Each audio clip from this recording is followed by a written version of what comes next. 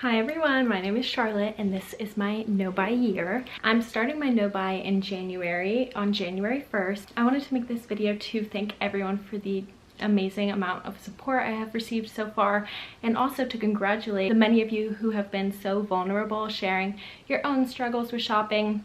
This is specifically for people who have said, you know what, I want to do a no-buy year too. If you haven't seen the previous videos and are just stumbling upon this, this is great for anyone who needs a little bit of guidance in how to plan for your no-buy year.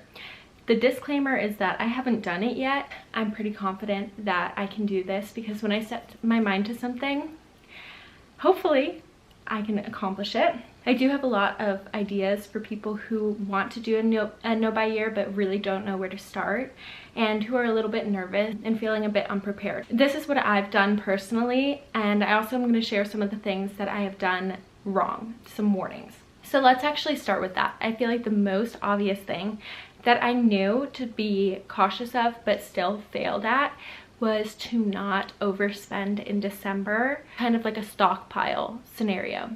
I knew I wasn't going to be shopping in the new year, so I have tricked myself into thinking that I'm allowed to buy more this month.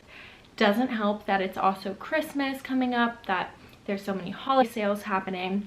This time of year there's like a heavier push on consumers to spend. I have definitely not done as well as I had hoped in this regard, but at least I'm being honest about it, and I definitely think it could have gone a lot worse. If you are preparing for a no-buy year, my recommendation would be to begin with having a stricter budget for December for whatever your problem areas are. That brings me to my second point, which is be really honest with yourself about your problem areas. I have no problem looking at myself and knowing where I spend too much and where I'm okay.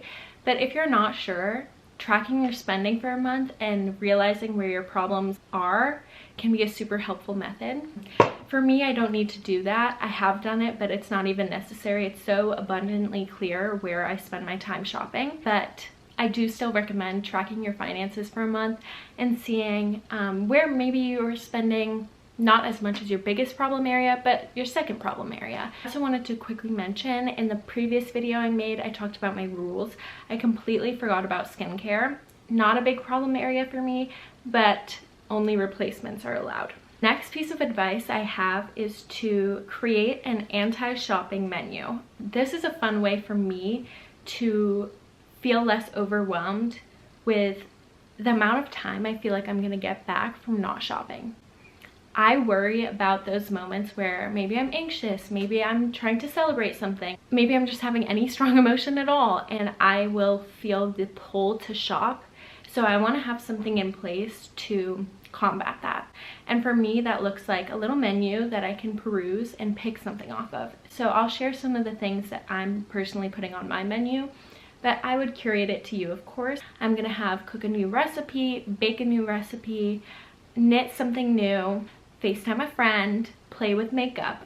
For me, that's like a very relaxing thing, you know, creating a new look, or even maybe just feeling and swatching and playing with some of the textures and items I have. Reading a book, it's gonna be watching a new show. I mean, there's so many things.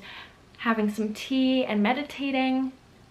I'm not very good at meditating, but new year, new me and all that. So something where you still feel like you're getting a choice. Like it's still something fun. You can look at it. I would make it all cute. I've done this in the past when maybe I've been having a really hard time finding joy in things, and just putting some options down on a piece of paper and making it seem like I have choices is really a productive strategy for me. I recommend that. Might not work for you, but it might. The other thing that I'm going to be doing is giving myself a set of challenges within the no-buy year to really rediscover what I have, because I feel like I have grown so dependent on newness for joy, and that's a really concerning realization that I've come to, but it's true.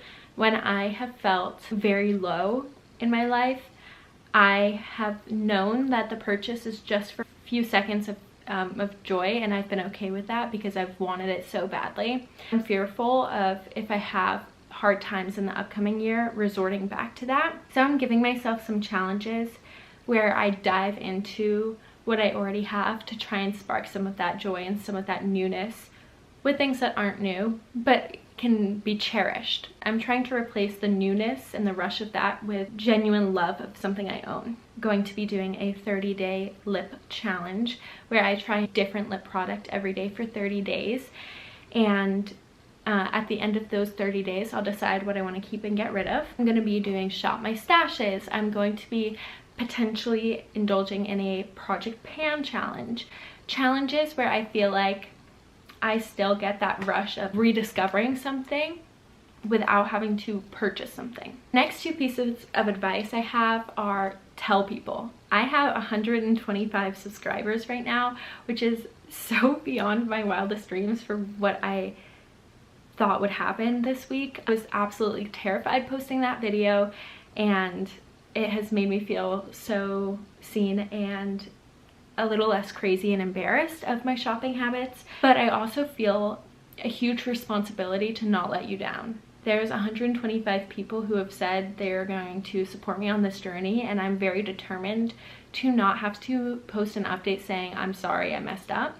Before I even had one subscriber, I told my boyfriend and I told my sister, and those are two people who I talk to every day who will keep me accountable. I would try and find at least one person who you will feel comfortable being honest with, but might feel a little embarrassed having to admit. I want to emphasize that I don't think the priority here should be to shame yourself. I have felt many times in my life a lot of shame regarding how much I've spent and how much I've purchased, and it's just not productive. The money has been spent, and at this point, I don't think it's productive to hate the things you spent money on. I know that some people feel that way, and I definitely have too, but it's just not productive. The most productive solution here is to look forward and change your habits and enjoy what you already have. Kind of went on a tangent there, but tell people who you can keep yourself accountable with. And if you don't have someone you're comfortable doing that with, no worries. You can leave a comment and I will try my very best to maybe respond in a few months and just check in and see how things are going. Happy to be that person for you if you need someone. Going off of that point, I think finding a community of people who are like-minded and are trying to work on their consumerism is very beneficial. So whether it's going on YouTube and finding content creators who are doing no-buy, who are mindful spenders, I can't call myself that yet. So I mean, if you want someone on the very beginning stages of this journey, feel free to subscribe. But people who have gone through this and are still harboring those sentiments in their everyday life might be a more effective route. I would also recommend Reddit. There's a lot of no-buy communities on there. And then also maybe just in your everyday life, if there are people who have healthier shopping habits than you, having an honest conversation with them can be very beneficial. I'm hoping that this channel becomes a community of people who are really working on this. I just don't want to say it is right now the best place for you to put your time and energy. I want you to have someone who knows what they're talking about a little bit more. I'm very hopeful, but I don't think I'm the greatest mentor at this time. Also want to say how important it is to have a community who understands that a shopping addiction is a real thing. And I want to tell you a little bit of a personal story, which is that I did work previously as a counselor at a facility for people who were struggling with addiction. The people I was working with were struggling with substance addictions, but as I was a counselor, a lot of the content that we would talk about would be relapse prevention, would be what emotions come up when you think about your past habits. And I can't tell you how many times I was reading a page that I had printed to share with everyone, and it struck me that I could fill this out entirely with my shopping habits. And I'm not saying that to compare substance abuse with shopping. I'm trying to tell you that it's okay to recognize it's a serious problem and reach out for help. It's obviously not the same, and again, I want to really reiterate, as someone who has worked in that space, I know that it is a problem that you deserve having support with. In terms of actually blocking out the external noise, I had some people comment this, and it's really true, but I do follow a lot of beauty YouTubers. I do follow a lot of people on TikTok who are constantly reviewing new things, and I think I have to cull through them and really keep a few people who I love for their personality, for their energy, and the rest have got to go. I need to be following people who are doing tutorials without emphasizing newness. I need to be following people who use what they have. I can't fill my brain with new and expect to be content without it. And that's kind of been the hardest thing for me in the past when I've considered doing these things. Beauty YouTube has been such an escape for me since I was probably 12, and the thought of not having that as an outlet feels difficult, although that sounds dramatic. Last thing I want to say, and I feel like this is a pretty obvious one, but maybe you need a little push, is just be so honest with yourself about what your goals are.